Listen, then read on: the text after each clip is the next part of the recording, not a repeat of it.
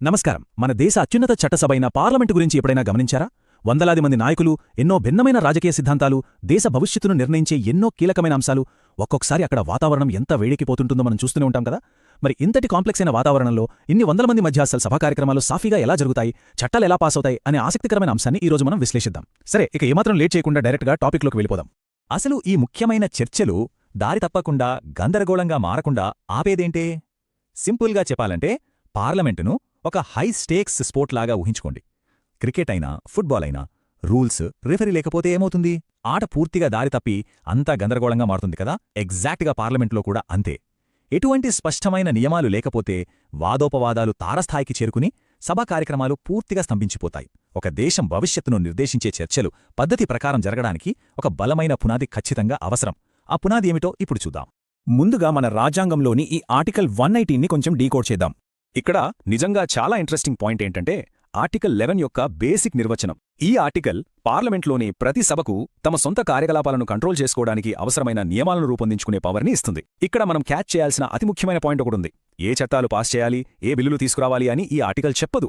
కానీ ఆ చట్టాలపై చర్చలు ఏ విధంగా జరగాలి అనే పద్ధతిని మాత్రమే నిర్దేశిస్తుంది. అంటే ఇది పార్లమెంట్ ఎలా నడవాలో చెప్పే ఒక అద్భుతమైన మాస్టర్ రూల్ బుక్ అన్నమాట. మరి ఈ ఆర్టికల్ 118 ఇచ్చే పవర్స్ ఏంటో చూద్దామా?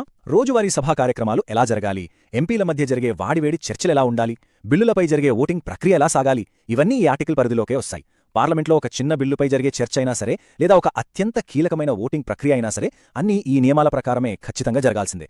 సభలో ఏ నాయకుడు ఎప్పుడు మాట్లాడాలి, మైక్ ఎవరికివ్వాలి అనేది కూడా ఈ ప్రొసీజర్ ద్వారానే డిసైడ్ అవుతుంది. ఇప్పుడు మరో ఆసక్తికరమైన అంశానికి వెళ్దాం. సభల స్వయం ప్రతిపత్తి. మనకు తెలుసు కదా, లోక్సభ వేరు, రాజ్యసభ వేరు. రెండూ తమకంటూ ప్రత్యేకమైన గుర్తింపును కలిగి ఉంటాయి, స్వతంత్రంగా పనిచేస్తాయి. లోక్సభలో ప్రజలు డైరెక్ట్గా ఎన్నుకున్న నాయకులు ఉంటే, రాజ్యసభలో రాష్ట్రాల ప్రాతినిధ్యం ఉంటుంది. ఈ రెండు సభల స్వభావం, అందులోని సభ్యుల కూర్పు వేరు కాబట్టి వాటి నియమాలు కూడా ఒకేలా ఉండకూడదు కదా. అందుకే ఏ సభకో ఆ సభ తమ అవసరాలకు తగినట్లుగా స్వతంత్రంగా నియమాలను తయారు చేసుకునే స్వేచ్ఛను ఈ ఆర్టికల్ 118 కల్పిస్తుంది. అయితే ఇక్కడే ఒక అద్భుతమైన చెక్ అండ్ బ్యాలెన్స్ ఉందండోయ్. పార్లమెంటుకు సొంతంగా రూల్స్ పెట్టుకునే పవర్ ఉంది కదా అని ఇష్టమొచ్చినట్లు చట్టాలు చేయొచ్చా? ఛాన్సే లేదు. పార్లమెంట్ తన విధి విధానాలను నియంత్రించడానికి చట్టాలను చేయగలదు, కానీ ఇవన్నీ ఖచ్చితంగా రాజ్యాంగానికి లోబడి మాత్రమే ఉండాలి.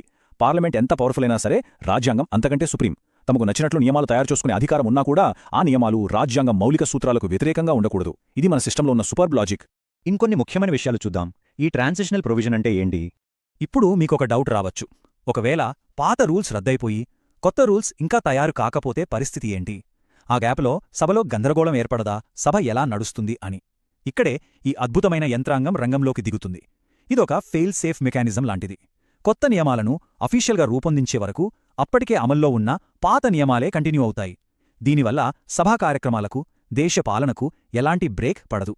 అంటే మన చట్టసభ ఏ ఒక్క క్షణం కూడా నియమాలు లేకుండా, గందరగోళంగా మారకుండా ఈ ఏర్పాటు కాపాడుతుందన్నమాట. మన రాజ్యాంగ నిర్మాతల ముందుచూపు నిజంగా గ్రేట్ కదా.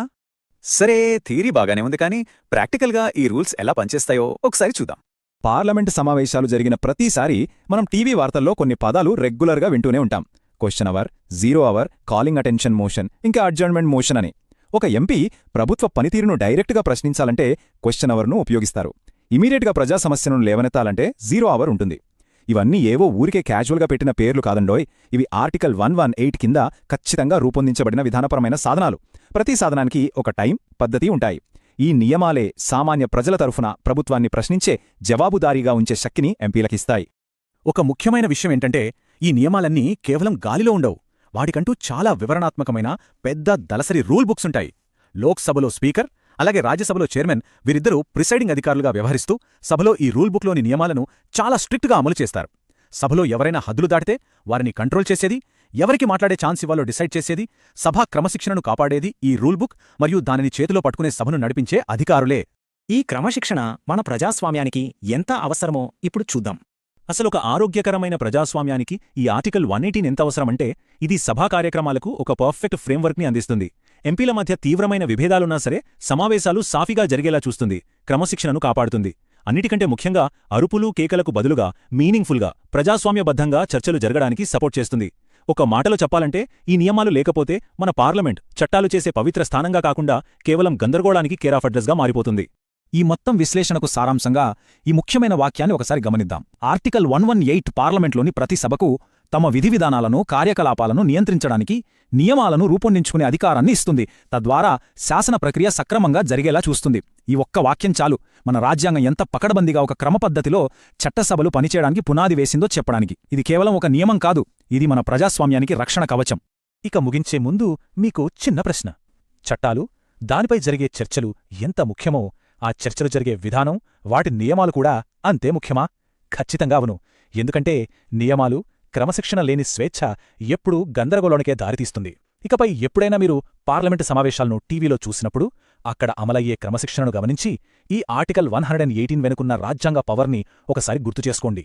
కేవలం చట్టాలు మాత్రమే కాదు, ఆ చట్టాలను చేసే విధానం కూడా అంతే పవిత్రమైనదని మనకి అర్థమవుతుంది. ఈనాటి మన విశ్లేషణ మీకు ఎంతగానో ఉపయోగపడిందని ఆశిస్తున్నాను.